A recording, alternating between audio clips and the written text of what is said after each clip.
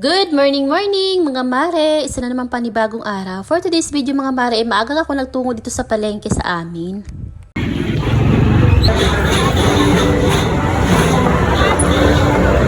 Sa totoo lang mga mare, itong umaga na to ay wala pang ako idea kung ano yung aking lulutuin or kung ano yung aming uulamin. Kaya naman ay nag-ikot-ikot ako dito sa palengke sa amin na malapit lang. Nakita ko nga itong dilis sa sariwa kaya naman ay naisipan ko na ito na lang yung aking lutuin. Tapos ayan, bumili din ako ng tilapia.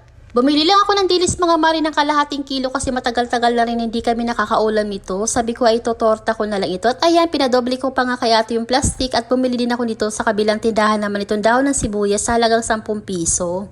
At nung araw nga na yan mga mari, ang gusto kong ulamin ng anak ko ay yung tilapia kaya naman hindi ko pa nga ito naluto. Balik kinabukasan ko pa naluto itong mga dilis at na-ref ko pa nga ito.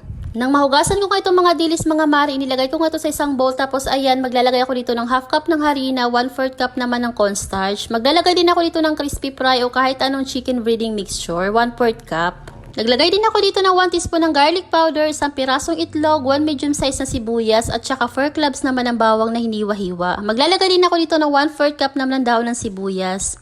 Naglagay din ako ng pamintang powder, asin, tansya meter lang yung paglalagay ko dito mga mari. Tapos ayan, maglalagay din ako ng 1 kutsara ng suka. Huwag kayong mag-alala mga mari kasi hindi ito aasim. Maglalagay din ako dito ng oyster sauce, itong 30 grams, yung maliit na pack. Isa nga rin ng suka mga mari sa magpapawala ng lansa nito. Kung wala naman suka, ay pwede rin kalamansi yung ating ilagay. Ayan, maglagay din ako dito ng 1/4 cup naman ng tubig. Tapos ayan, hinalo-halo ko lang ito hanggang sa mag-combine lahat. Shout out kay Esa Colado Fantilaga from Moncada, Tarlac, Tintin G. Lopido from Mandaluyong City, Daisy De La Rosa from Cagayan Valley, Rosalenda De Leon from Binyan City, Laguna, at kay Isaya Itever from General Santos City, Judith Sousa Loses from Navotas City, Shanti Dagok sa Basales from Medina, Misamis Oriental.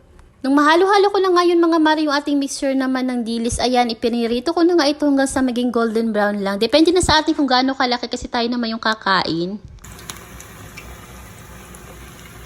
Napakabango na nga nito mga mari habang niluluto ko nga ito. Kayo ba mga mari, ano ba yung gusto nyo pagkakaluto dito? Yung sakto lang or yung medyo tostado? Ako kasi gusto ko dito yung medyo tostado dahil malutong. Luto ko nga lang ito mga mari na medium to low heat lang yung apoy at ayan, tinutuloy ko pa nga yung pagluluto dun sa ibang batch kasi medyo marami-rami ito.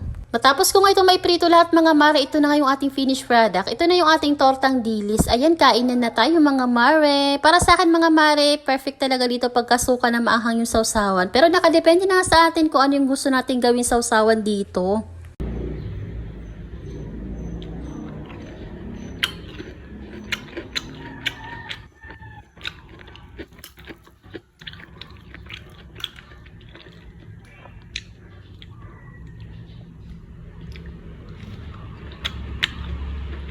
At habang nagpiprito nga ako nito kanina mga mari, ay nagpapapak na rin ako nito. Kaya ba mga mari, kumakain din ba kayo nito or kumakain ba kayo sa ganitong luto ng dilis?